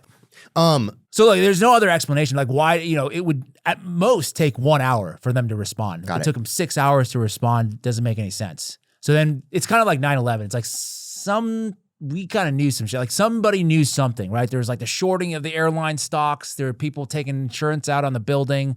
Somebody knew something. In this situation, it seemed like there were people in the Israeli government who knew that this was about to come, and they just kind of let it happen, therefore creating the pretense to then destroy Gaza. Well, there was interesting that there was allegedly plans to like build buildings and that sort of thing in Gaza years earlier. I don't know if that's true or not, but I've heard that somewhere. Allegedly, and that's not the new thing with Jared Kushner and the new like Gaza. Well, plan. Yeah, it was like, let's do the mall, or they were going to build a Five Guys, But who's going to go eat on top of that's what I'm saying. A haunted burial site of hundreds of thousands of people? That's what I'm saying. And it's like, do you really want a vacation there with your family? Would you take your kids? It's like, oh, we're going to go to, I mean, I guess good real estate, but it's like, what if you're playing on the beach and there's just a bunch of bones in the sand? You know what I'm saying? Like, I mean, I wouldn't want to go there. I'll just put it that way. Let's go down some of the rabbit holes, like, because these are things you like to investigate or get curious about. Let's start with Epstein and the files release. Yeah. What do you think's happening with the document release? Because it seems very odd as a regular guy that we're getting documents, right? They're coming this years later. Both parties have been in Democratic and Republican have been in office since then, right? More than ever, it seems like both parties are just the same party with a different name. That's literally my shirt. Oh yeah, different brand, same ingredients. Yeah. Oh, that's hilarious, dude. So true. Oh, it's almost like that Cola Pepsi war a little bit. That's what I'm saying. Oh, that's great. And so it's just an interesting time. And the names that are redacted aren't the names of the victims. It's just like there's so much going on there. What do you think about it? Well, I mean, I don't think they thought these files would ever come out. Neither party. Really? Yeah, I don't think they thought. I think they were going to bury this forever. So you don't think it's a strategic release right now? No, I think right now is like, this is what we're going to offer, because they were forced through that vote that Thomas Massie and Ro Connick, big credit to them, to have the political courage to keep going. And we had them both on here. Shout out, bro. I will say that shit. Pull up. But anyway, go on. So take us into some of that. Yeah, what are some of the things that you feel like? Yeah, so you don't think it's strategic? I don't think. I think this is a release. So you think it's an effect that they didn't want to do? They didn't want to do this. They didn't want to do this, and so that's why you have all the names of the perpetrators being redacted. Right? They're only supposed to redact the victims' names. A lot of the perpetrators' names are redacted, and now they're forcing them to unredact them. There's a whole process here. But I think this is like, here, we'll put something out because we're legally compelled to do it by the vote, right? It was like passed unanimously. I think there's one person who voted present, and because they were forced. You don't want to be on the record voting against disclosure, putting pedophiles in jail. Like, you don't want to be that guy or gal, right? So then they were all forced to vote for it because they did not want that to get to the House floor or the Senate, but they had to vote for it because once it was there, you don't want to be voting against it. Like what, you're trying to cover up for billionaire pedophiles? You don't want to be on the record doing that. So I think this release was a result of that. And in terms of the Epstein stuff, like what we're going to get into, I just want to say, like, there are a lot of people that have looked into Epstein for decades. Like if you want to do a whole episode on Epstein, like you got to bring in somebody like Whitney Webb or Julie Brown. You know, she's from the Miami Herald. She's been covering Epstein since like 2005. Yeah, we're trying to get her in, actually. So I'm just prefacing, like, hey, we're going to look into this Epstein stuff, but I want to give credit to, like, those are the people that are like the Epstein experts. I'm just a regular dude that looking at the files. Yeah, they've been digging. You just came to kind of till the soil a little. Exactly. So then one big thing that I wanted to start out looking at was to answer the big question. Do you remember when Kash Patel went in front of Congress and he said, we have zero evidence that Epstein trafficked any young girls to anybody? 100%. Right? And everybody was like, what? How is that possible? You were railing about the Epstein files for years, and now you go in and say you found nothing? And so that was one of the first things, like, hey, do you want to play that first? And this is my boy out of Louisiana right here. Shout out. You've seen most of the files. Who, if anyone, did Epstein traffic these young women to besides himself? Himself. There is no credible information. None. If there were, I would bring the case yesterday that he trafficked to other individuals. And the information we have, again, is limited. So the answer is no one? For the information that we have. In the files? In the case file. Okay. All right. Dude, I believe, I'm not joking, Yeah. there's people that say that created like a fake office and everything for Patel, and we're only giving him certain information. Oh, so he didn't see the stuff that was... So, well, even what he said, if you listen there, from this limited, did he say limited stuff I've seen, or from what I've seen, which has been limited? So who knows if he even saw everything? Right. So you're saying that somebody's even hiding something from him. That means that another person above 100%. a shadow figure that's right. Like he goes into an office and has this perception that everything is a certain way. And he doesn't know. So then of course he's going to show up and what he's saying is the truth to him. Right. Because he even said from a limited, what did he say, Nick?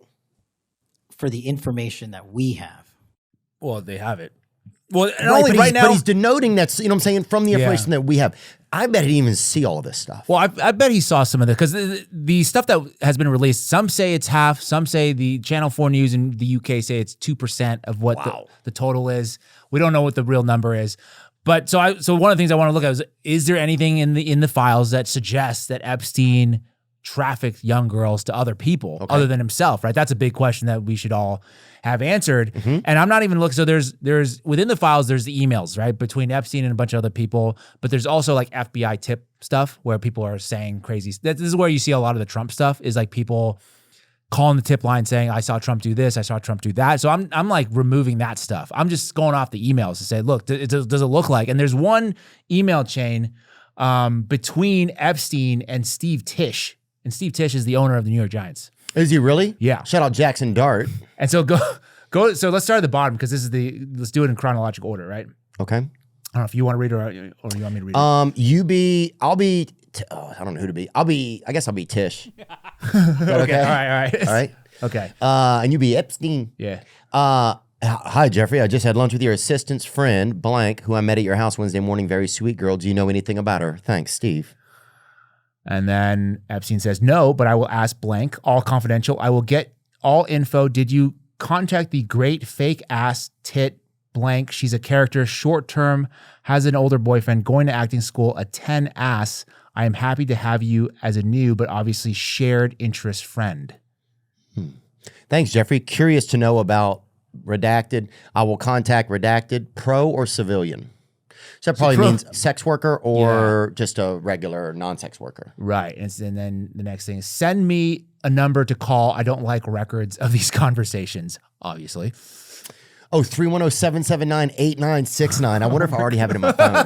No. Dude, if I already have it in my phone, bro, somebody's going to win a winter coat. That's what we're giving away this year, dude.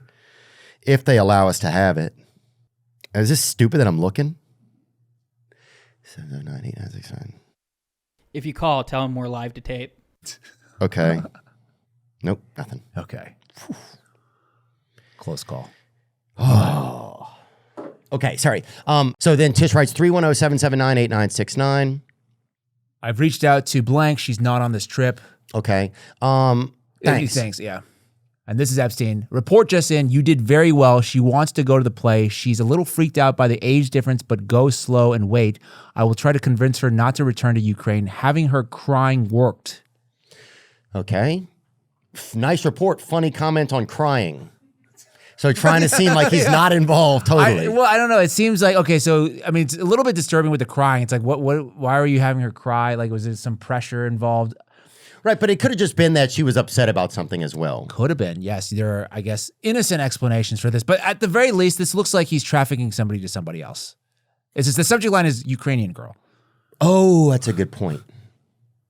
That's a good point. So it doesn't say that she's an adult in this. It says that she's younger. It doesn't say the age. Got it. But it says she's young. Got it. But she says she has a boyfriend at some point too, but that could still be anything. Yeah. I'm not defending. I'm just trying to look at things openly. Okay, so you're saying that this justifies some form of trafficking. Well, I think it justifies some form of investigation, at the very least. Like, you should look into what the hell this was. Got it. And is it being investigated? I don't know for sure. I think the NFL hasn't done anything yet. There are people who are journalists writing articles who said this should be looked at. Like, I think Steve Tisch, should be investigated. Because you imagine this is just an email. And then in that email, it says, I don't like talking about this over email. So there's probably more conversations that are through not documented. Right? Yeah. Yeah. And also, I mean, watch them just end up making them kick off from the 5-yard line or something like that. Like, you know what I'm saying? Like, things are so merged and weird these days. Who knows? So I think there's some other emails that I sent to Zach that was like evidence of this kind of thing. There were. Can we look at some of those? Here we go. Some other ones here. Yeah, let's look at some other ones here. Organize blank place for you, blank each girl. Nice, will do. So this seems like he's organizing some meetup with some women with this redacted person. We don't know who that is. Got it. Right. So I feel like this isn't, to me, from the outside looking in, because you're obviously not going to write in there, yes, I am trafficking young girls to you, ages 5 to, you're not going to say that. You're going to probably be a little bit more for sure subtle about it. Do you know any girls that are into girls who might be into me? And that's from someone to Epstein. Yeah. Going to dancing again starting Tuesday. Let me know if you're in town next week, and I'll try to see if some of the girls are interested. And what does dancing mean? Any news? Oh, I see what you're saying. Going to be dancing again starting Thursday. So to me, these are just, cursory searches from a nobody. I'm just like, hey, is there something here? It seems like, at the very least, there should be some investigation happening. I mean, you're seeing in other countries, people are getting arrested. Like Prince Andrew's getting arrested. Lord Mendelsohn just got arrested. Lord Mendelsohn did? Yeah. Oh, my God. Who is it? Who is Lord Mendelsohn? Yeah. He's like some British, Peter Mendelsohn. Peter Lord Mendelsohn. The British are popping off on him, huh?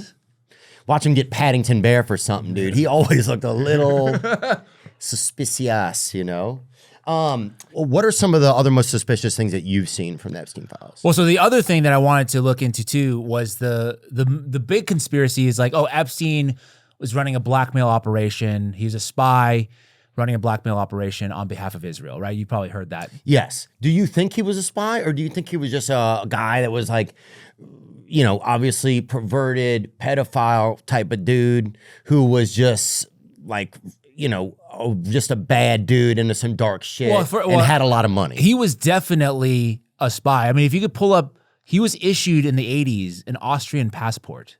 So I don't know how you can get an Austrian passport.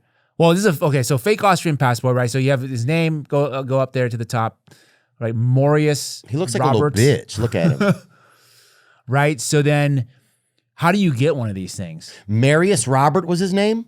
First of all, that's cultural appropriation. I'm going to go ahead and say that right now, bro. Shout out all the real Mariuses out there. And he said he was Saudi Arabian. Yeah. This is a real passport that was used. So it's fake in the sense that Epstein obviously was not Austrian. Right, so he got a passport from somebody. He got a passport from somebody in the 1980s, and this is before he even met Les Wexner.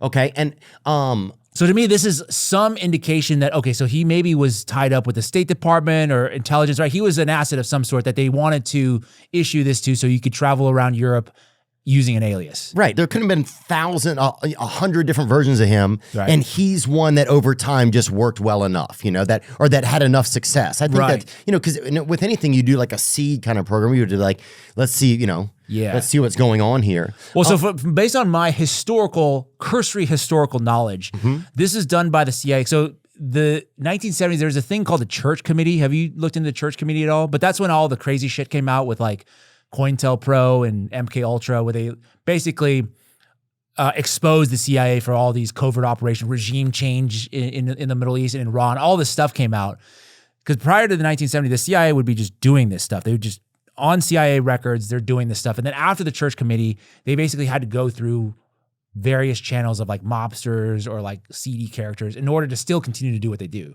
I see, but have it off the books. Have it off the books. So then they need guys like Epstein to carry out some of the stuff who's not officially a CIA agent. Before they just had agents going Was it coming out of Vietnam that energy just started to change things kind of? I'm saying? Like people started to not just believe in what we were doing was good. I think it was like the JFK assassination was a big thing, right? Everybody was like, this is really bizarre. Like, how did this happen? There was the bullets that went in these 3 directions. And then there was, the RFK assassination was also very bizarre. MLK, if you looked into every single one of those, they're all very weird. I think people started losing trust in the American government. And then on top of that, you had this massive war in Vietnam, like you were saying. So then there was that political will to like, hey, we need to expose. Similar to right now, I think with Epstein, it's like, hey, we need to expose some of these billionaires that are running the country, right? It's gone too far, right? It's not like, we're supporting Israel, but like we're still building nice bridges and we're fixing the roads and the hospitals. It's like if they did some, this is a little bit cynical, but if they did some of that stuff, I think people would probably pay less attention to Israel. Like they'd be like, okay, sure, whatever, do that over there. Why don't they do that stuff in addition to it then, I wonder? That's the big question. It's like, why? I think it's because everything is so, this is my take going to business school, just my background is everything is so like siloed in the sense that you're only thinking about your own company. So it's like, I just want to maximize everything for myself. So they're not really thinking about the collective. Like, hey, if we do this in conjunction with everybody else, like we could, take over the world. They're just like, everybody's kind of getting their own piece of the pie. They're trying to just get their cut. And I think there's like less collaboration than people think in terms of the conspiracy world, but there's a lot of various conspiracies out there that are very real. That's my take. As a normie. Yeah. You mentioned Lex Wexner is the guy's name? So Les Wexner, so he was Who is he? He is the billionaire owner of L Brand. So he owned a bunch of retail stores like Victoria's Secret, Abercrombie and Fitch, Bath and Body Works. And he signed over. So this is so that's when Epstein went to another level, but then he was actually just deposed because he didn't speak about Epstein for a very, very long time. All he said was, I regret my association with Epstein, and he didn't say nothing much. Like he just recently got deposed by the US Congress, and he gave this long, I think it was like 6 hours, but there's some really interesting clips that came out of it because people asked him why did you trust Jeffrey Epstein with all your money? Because he literally signed over power of attorney of his entire financial estate. Is that true? Over to him, yeah. And people were asking why, what gave you the confidence that you could trust? It's like, how did you meet him? He's like, I was introduced by a friend of mine. And then, so what did he tell you that he did to have you give over basically control of all of your money? And he said that Epstein was working for the Rothschilds as their money manager. So I'm like, this is even before Wexner, which is where we think he got all his money. So even before that, somehow Jeffrey Epstein, like a high school math teacher, was working for the Rothschilds. Like, how did that happen? Yeah. Which is then to me, it's like back to the spy thing. It's like, was he some sort of intelligence asset that was positioned within these, people who were pulling the strings, like powerful families, institutions around the world? That's my hypothesis around it. Got it. So that's who he is, and we don't know any crimes that he did. He's just associated with them, right? There's no accusations against this Mr. Wexner, is there? I don't think there's any specific accusation. I do know there's a famous documentary that came out where the CEO of Abbercrombie was using Abercrombie to recruit young men into prostitution. Oh, really? Yeah. The CEO was of Abercrombie? Pull that up. Yeah, Mike Jeffries. Yeah, let's get a gander at him. Mike Jeffries, sex That's him? trafficking. Yeah. Yeah, right here. Former Abercrombie & Fitch CEO charged with operating sex trafficking ring. Mike Jeffries, former CEO of U.S. clothing company Abercrombie & Fitch, has been arrested for alleged sex trafficking and interstate prostitution following weeks of speculation of allegation of professional misconduct. Jeffries' romantic partner, Matthew Smith, who is also a man, and association James Jacobson were arrested for alleged role in the enterprise. Huh. Did they ever convict him, or was it just alleged? I think he's in jail. I don't. Let me see. U.S. Attorney Breon Pierce said, powerful individuals for too long have trafficked and abused for their own sexual pleasure young people with few resources. Is he in jail? I'm very curious if he's in jail. Like, where is he right now? This is a perplexity question. It is, huh? Leave this open and scroll down for a little bit and go look at perplexity separately so I can keep reading. Just want to see what they're... It describes sexual bacchanals spanning from New York to Morocco, in which a recruited men were given drugs, lubricants, condoms, costumes, and sometimes erection-inducing penile injections that cause painful hours-long reactions. Boners, probably. Oh. I looked it up. He's not in jail. He's set to go on trial. They just found that he's fit to stand trial. This was in December. Oh. They're trying to go with the insanity plea. Well, I mean, that's... It's not ideal. I mean, yeah, so... He's set to go on trial. So the thing about Wexner, Les Wexner, hard to say his name, Les Wexner, is that he's also involved in that whole Israeli Zionist, money moving operation from Israel to the United States back and forth to support various Zionist causes. Like, he's one of the big funders of the birthright trips to Israel, right? I don't know how much you know about that, but I've talked to a few people. The purpose of that, they're describing like that's another crazy sex party type of thing where they get Really? Yes. I never heard that. I have heard that. Yeah. And there's this one as well. Epstein, it's Israel and the CIA, how the Iran-Contra planes landed at Les Wexner's base. So they're running some kind of CIA operation using Wexner's airport in Ohio, and Jeffrey Epstein was facilitating something within there. Very complicated, but it's like, okay, so these guys are not just normal people. Got it. So we're just saying that guy's an example of somebody that worked under Lex Wexner at one of his companies. Well, that Les Wexner hired him to run Abercrombie & Fitch. Got it. Who's Howard Lutnik? That's a name that you hear a lot. Well, Howard Lutnik is the Commerce Secretary right now. Okay, the Commerce Secretary, U.S. Commerce? Yes. Okay. And he was on record. He gave this whole melodramatic interview where he said, he lived right next door to Jeffrey Epstein, by the way, literally next door neighbors. 9 and 11. That'll come back later. East 72nd Street. 9/11. Yeah, so he was right next door to Jeffrey Epstein, and he was asked, what was your relationship with Jeffrey Epstein? He said, well, I went over to his house once with my wife. I saw a massage table on the counter. I turned, I was like, oh, what is this disgusting man? And we left immediately. We never spoke to him. I was never in another room with him ever again because this is a disgusting human being. And then the emails come out, and there's like all kinds of correspondences with Jeffrey Epstein about like visiting the island. There's emails about them investing in a company together. So they were very much closer than he let on. Then Lutnik let on. Yeah, so he just basically straight up bold-faced lied to the American people. So is he being held on charges or anything? No, but he should be held on charges for another thing, which he just did the other day, which is, the Trump tariffs. Right, they just voted against him. SCOTUS just voted against him, right? So then he was out there publicly telling the American people prior to the SCOTUS voting saying, oh yeah, I think SCOTUS will side with President Trump on this one. But his firm that's run by his sons now was like shorting these tariffs. Basically, they're buying insurance against the tariffs. Where were they doing that? Like on some of these like poly market sites and stuff like that? No, it's through some kind of financial instrument that's way more complex than I can probably explain. Wow. So Howard Lutnik's family firm bought up the rights to tariff refunds for 20 to 30 cents on the dollar after Liberation Day last year. Today, the Supreme Court struck the tariffs down for every $100 invested. Lutnik's sons just made 3 to 5x. Welcome to crony corruption, America. So that's like that's just classic insider trading. He's basically he probably knew that they weren't gonna.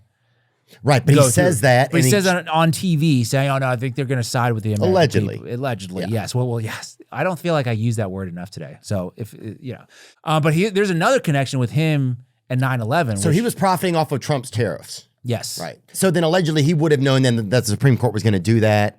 And then so he's trading. So he's creating buzz in one direction, but then he's trading in the opposite direction, right? Because if he felt that they were going to vote in favor of President Trump, why would he be executing the trades on the opposite side? Right. Doesn't make sense. Unless it doesn't make sense. Right. Unless, so that's classic insider trading. Right. Yeah. But that's the thing about so many people like look at the leaky faucet and they're like, who's causing this leaky faucet? But what they don't realize is the true player is the people that bought the stream up. Yeah. Up from the city, up from the water department, and they're doing things there that eventually years later will cause the leaky faucet, and they've set up all these businesses and things along the way. Like some people don't realize the strategy sometimes that goes into things, right? Absolutely. Well, he is there's some crazy, we got to get into it because he is the CEO of Cantor Fitzgerald, which is, they were the tenant of I think floor 105 to 107 in the World Trade Center building. Okay. And he did not go to work that day because his wife, Trump said this last week. There's a clip of him saying, like, hey, your wife begged you not to go to work that day. You never missed a day of work in 20 years. Aren't you glad that you didn't go to work that? So he, like most of his employees died. And then he did this whole thing where, I don't know if you want to play this clip or I could just talk through some of the stuff where he basically took all the insurance. So the company was paid insurance money from the airlines. And then he pocketed most of that money instead of giving it to the employees. Yes. Really? Then you get past, okay, so it's like, did he know something? Like what was going on? So play this clip though, the clip that I sent Zach. There's a lady, like how he got his home right next to Epstein. It's insane.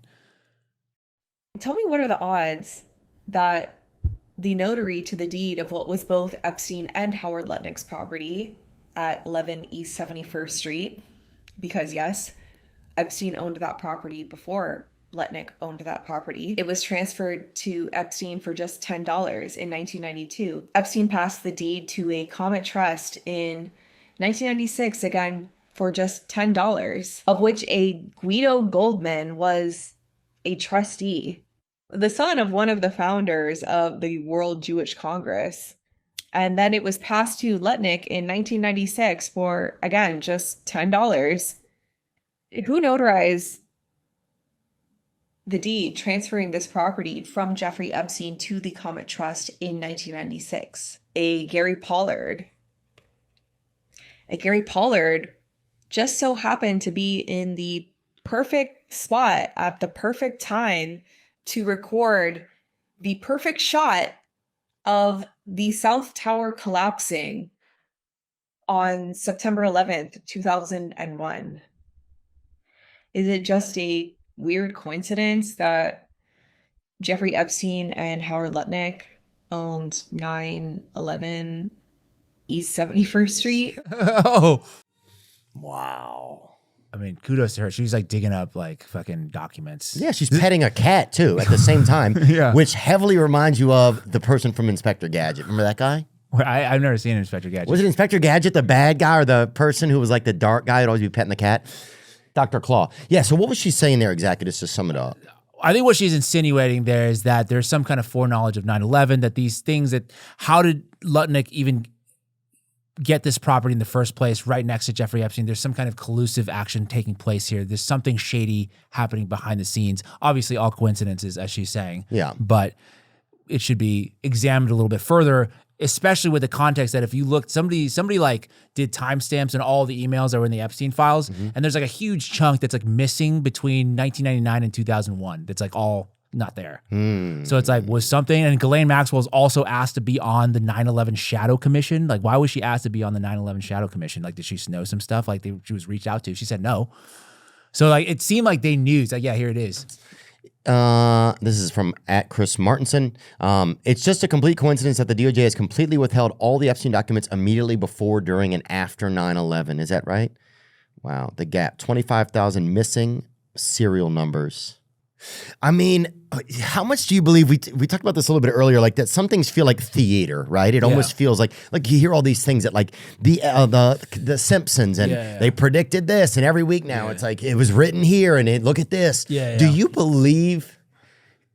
And then it starts to, like, what do you believe about that? Like, how much of the, like, stuff like this, like they lived at 9 and 11 and this was next door. Do you think any of that's real, or we're all just reading into this stuff? Have you seen enough things where you're like, there could be something here? I think so. Okay, so I think some of it is coincidence, but some of it is like predictive programming, and that they want. So, for example, the Top Gun example I would say is they want the American public comfortable with this kind of attack, this style of attack. It's going to be awesome. Look how great the firefighters, the fighter jet pilots are going in, bombing the uranium site, pulling out, great stunt. So that Top Gun was in Iran. That's where that happened. It was a uranium site in Iran. That was, So you're saying let's put it in a movie before we do it so that it'll feel more comfortable to people. Exactly. So some of that stuff I think is predictive programming where they do that.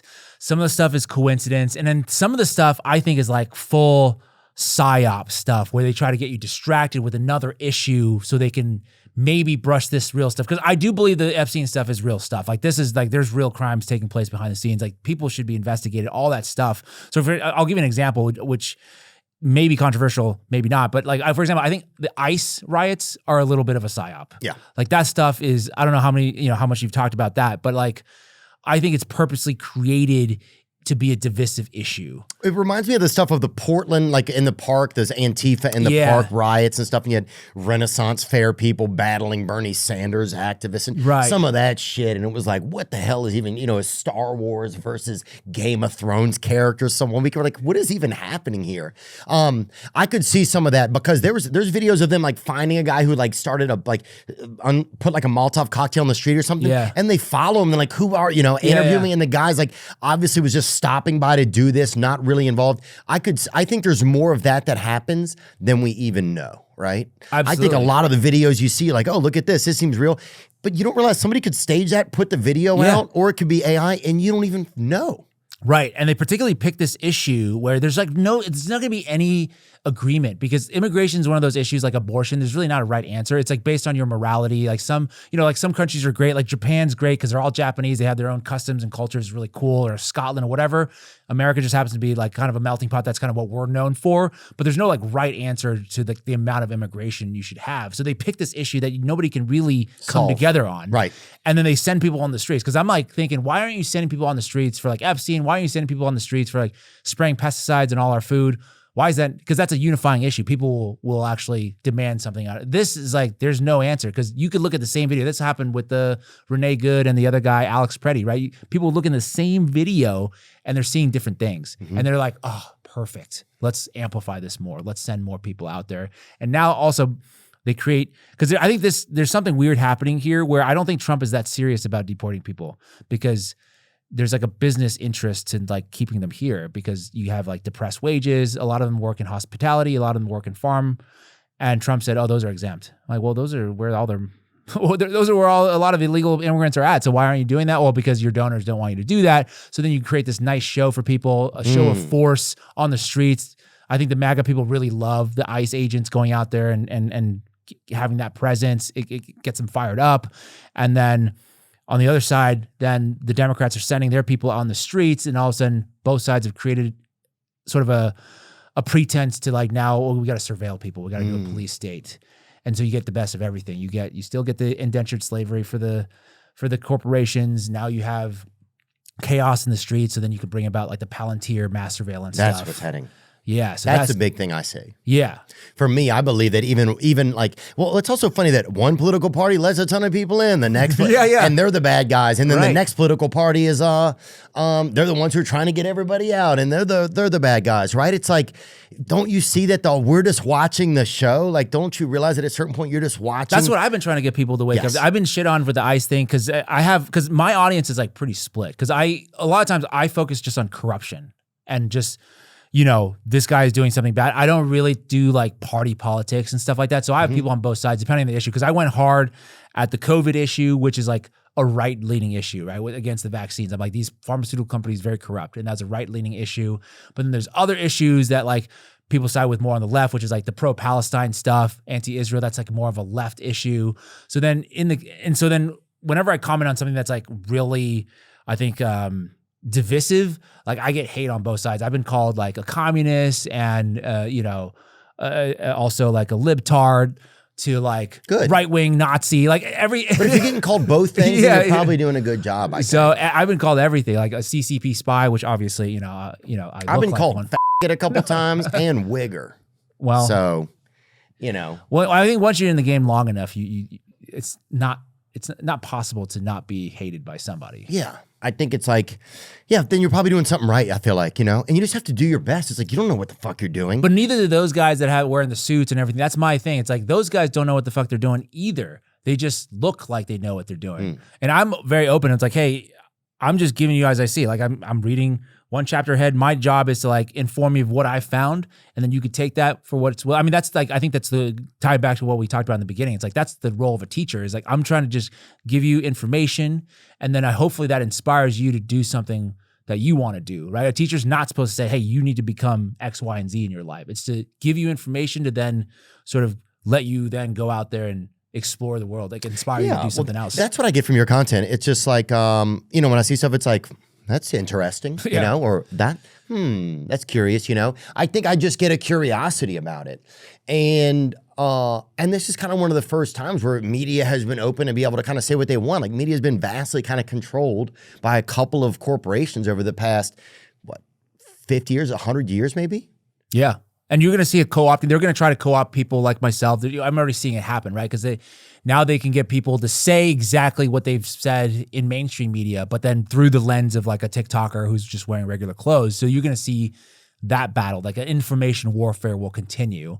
And then so that's why for me, I've always stayed very, very, you know, diligent about making sure that I'm not taking money for anybody that I don't want to, you know, like I'm basically fully independent. I want to say that's why I got in the game. Like I could have made a lot more money doing consulting work. That was easy, you know, straightforward. But here, you know, I'm just hopefully here on like more of like a spiritual mission, you know?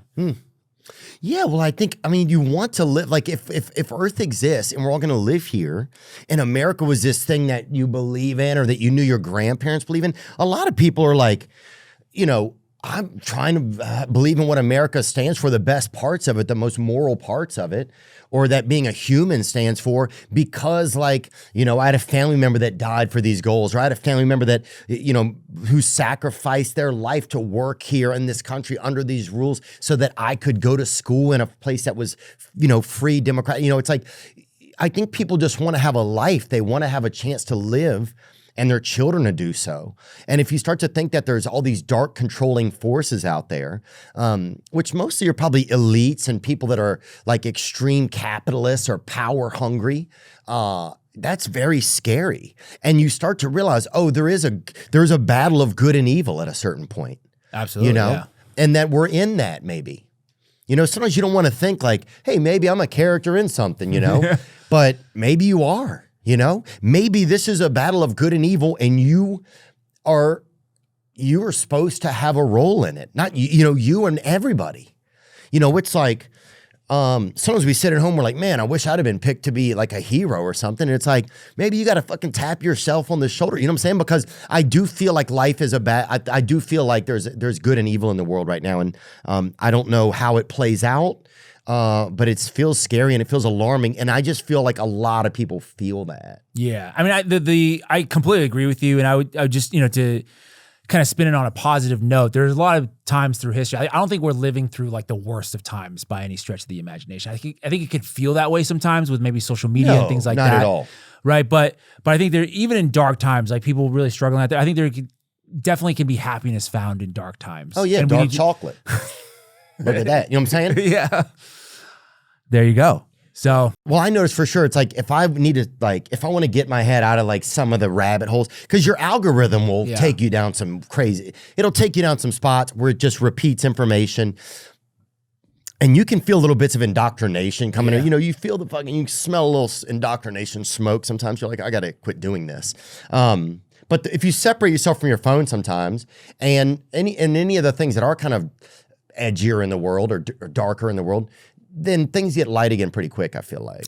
I think so. I mean, yeah, you have to like step away from this kind of stuff from time to time. It's like, you know your own body better than anybody else. If you think you need to turn it off, you got to turn it off. And that's why I try to do that with some of my content, is like the natural path, if you start looking down these like conspiracies, to get darker and darker and darker. Right. And some people are okay with that. For me, it's like, I still want to provide videos for people where they could still take action, right? Because some of those things, like, okay, there's some like dark lizard family that's running the world. Like, there's nothing you could really do about that. But if I give you information on like, hey, Amazon Ring cameras are like spying on your family through this whole dog thing that at the Super Bowl, like, you should probably get rid of your Ring camera. That's something that you can actually do. It's like, I don't want to be a part of that Ring camera thing. So do you feel like they're doing that? Yeah. They are. They were connected to that company Flock, which is giving the footage to the police, and they thought the dog video would work. They honestly did, because I looked into it, and they thought the dog video was a good video. There was this whole PR campaign pre-Super Bowl, but then people saw that weird thing in the Super Bowl with all the lights going out, and it's like, whoa, hold on a second. And they said 10 million dogs are lost a year. This is going to find 300 dogs a year. I'm like, 300 out of 10 million dogs? I don't think that's a worthy trade-off. Right. It seems like a scam. It seems like a scam. So then that is a video, like that video went decently viral. And I think that's something that people can gravitate to because they can actually do something about that. Right. And that's why like I'm trying to play sort of a line with my editorialization, which, yeah, some videos are going to be about more of the conspiracy digs, but some of it's going to be things that you can do something about, right? It's like what banks are good, what banks are bad. Like you can choose your bank, right? You can't choose like, whether we're going to bomb Iran tomorrow or not. Right. That's something that's totally out of your control. Right. Yeah, I agree. And like keeping stuff that's in your control. What is a good bank, man? What is a good bank? I mean,